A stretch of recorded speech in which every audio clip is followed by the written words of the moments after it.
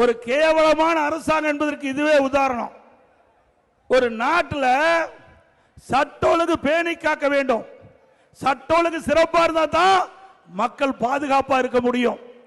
ஆனா இந்த ஆட்சியில் சட்ட ஒழுங்குக்கு டிஜிபியோட நிரந்தர டிஜிபி நியமிக்க முடியல.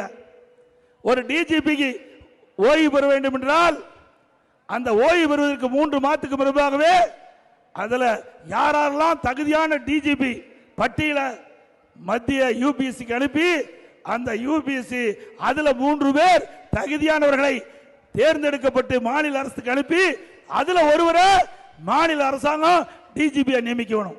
6 மாசம் ஆச்சு, போடவே இல்லை. பிறகு அதுக்கு பொறுப்பு டிஜிபி போட்டாங்க சட்ட ஒழுங்கு. அவருக்கு உடம்பு சரியாத உடல்நிலை சரியாம மருத்துவமனைக்கு போயிட்டார். அதுக்கு ஒரு பொறுப்பு டிஜிபி.